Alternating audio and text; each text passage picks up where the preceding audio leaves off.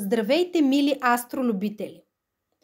Намираме се вече на територията на декември, последния месец от годината, и съвсем скоро предстои момента, в който ще встъпим в енергията на новата 2024 година. Това е една година, която от астрологична гледна точка се очертава да бъде с по-висока степен на напрежение, което може да означава по-голямо противопоставяне, изостряне на противоречия и конфликти, някои по-бурни моменти и периоди, през които ще преминаваме, и дори трусове в някои наши взаимоотношения.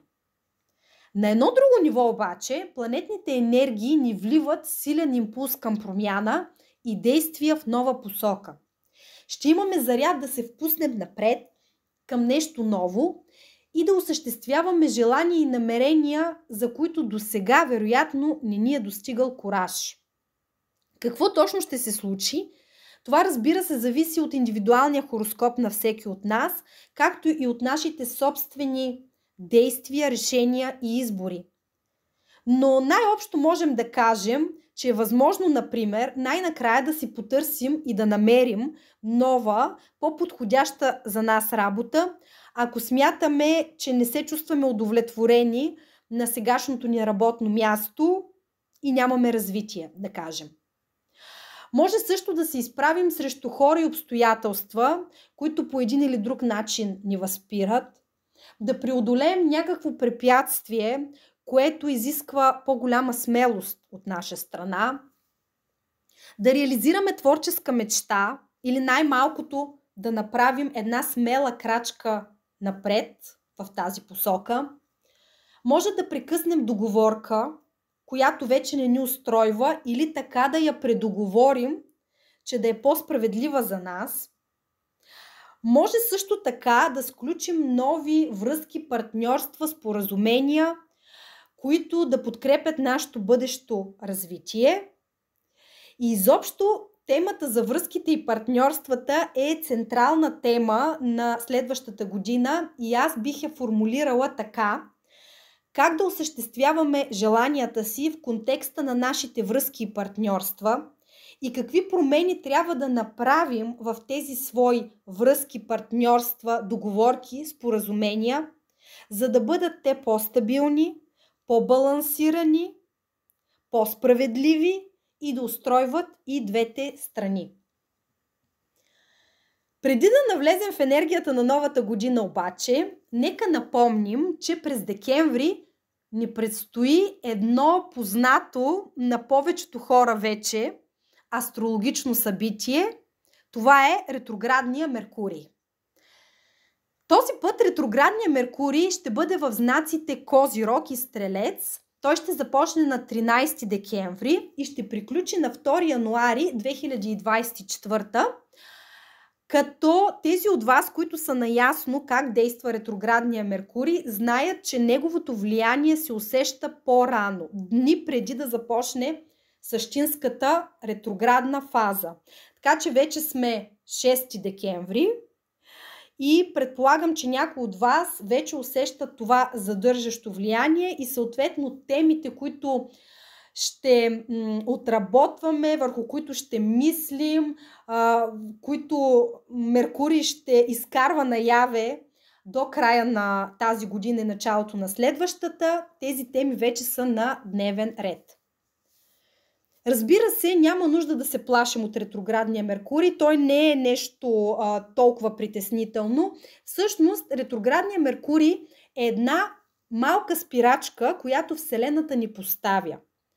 А смисъла на тази спирачка е да намалим темпото на живот, за да можем да довършим каквото сме започнали, да огледаме добре какво сме постигнали до момента, да обърнем внимание на пропуските, на някои детайли, които може би не сме забелязали, но те са важни, и като цяло да си направим едно вътрешно преподреждане на цели, задачи, приоритети.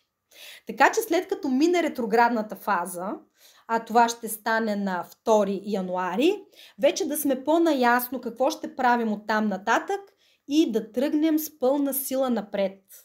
А е хубаво да тръгнем с пълна сила напред, защото влиянията през януари и по-нататък през февруари са изключително благодатни за нови начинания, за старт на нови процеси и изобщо да действаме. Както виждате, думичката действие е ключова за следващата година.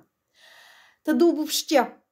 Последният ретрограден Меркурий за 2023 година ще бъде в знаците Козирог и Стрелец, което означава, че е хубаво да обърнем внимание, че този период е много благодатен за равносметка, за изваждане на поуки от свършеното до сега и в резултат на целия този анализ, който направим, за поставяне на нови цели. Защо смятам, че е подходящо за всички тези процеси? Защото Стрелеца управлява дългосрочните цели, а Козирога отговаря за тяхното планиране стъпка по стъпка, за изпълнението им и за крайния резултат.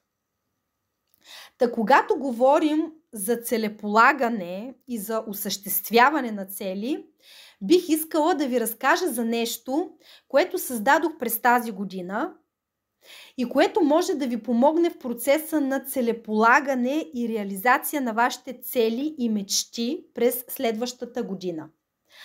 Това е моя авторски астрологичен компас за 2024, който излезе през октомври с логото на издателство Benitorial. Той се казва Астропланер 2024 с подзаглавие "Опознай себе си и сбъдни мечтите си в синхрон с планетите и зодиака". Защо създадох този Астропланер? Създадох го с намерението да дам в аванс една информация за това какво да очакваме през всеки един от месеците на следващата година.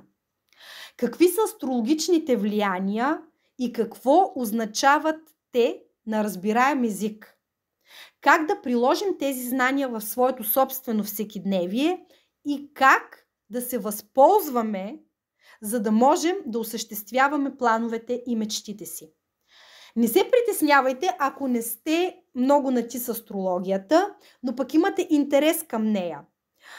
Това по никакъв начин не е проблем, защото в началото на Астропланера са изведени основните астрологични понятия, като пълнолуние, новолуние, значението на планетите, качествата на 12-те зодиакални знака. И всичко това е обяснено много достъпно, което на практика всъщност ще ви даде една базова астрологична култура. Та какво можем да получим като полза от Астропланер 2024? Ще разберем кога е подходящо да действаме и кога е добре да забавим малко темпото и да си довършим започнатото. Кога е новолуние и е хубаво да си напишем желанията и да започнем да ги осъществяваме. В кои периоди ще сме по-емоционални и съответно е добре да не взимаме важни решения, но пък точно тогава може да се обърнем към себе си и да добием ценни прозрения за това какво искаме и какво е важно за нас. Ще разберем кога има повишен риск от грешки, кога е подходящо да взимаме по-важни практични финансови решения, да кажем, и още ценна информация.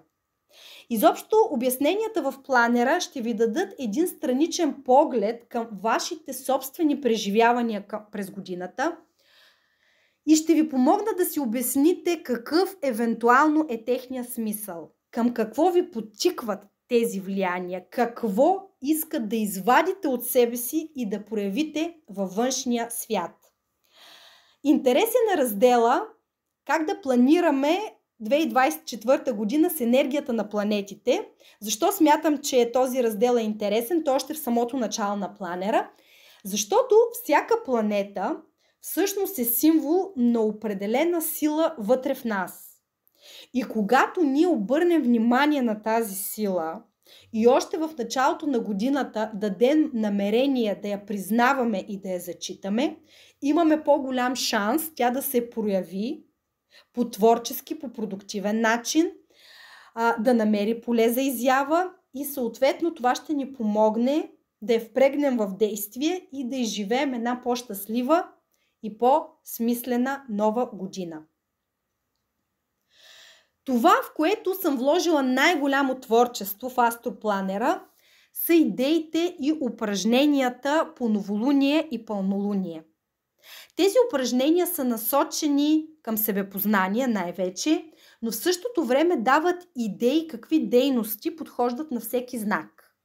По този начин в рамките на една година ние реално се свързваме с всеки един от зодиакалните знаци, експериментираме с тях и така разширяваме своя кръгозор.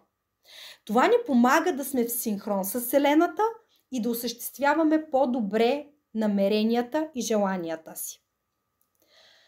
На практика направих този планер, защото самата аз съм се убедила колко полезен компас е астрологията и колко много ни помага да си обясняваме събитията в живота си, както и начина, по който ги преживяваме. Така че, ако вие искате да изживеете зодиака, а не само да четете за него, ви каня на едногодишно пътешествие през зодиакалните знаци. И както Слънцето обикаля зодиака за една година, така и ние можем да изминем този слънчев път и да изпратим годината с нови осъзнавания и, разбира се, с поне една голяма сбъдната мечта. Защото темата за мечтите и реализацията им също е една от водещите теми на 2024 година. Аз съм Йоана Йорданова, занимавам се с астропсихология, а повече за мен и за Астропланер 2024 може да научите на моя сайт astrofriend.org, на моята фейсбук страница Astrofriend Йоана, а на линка под видеото можете да поръчате моя астрологичен компас за следващата година.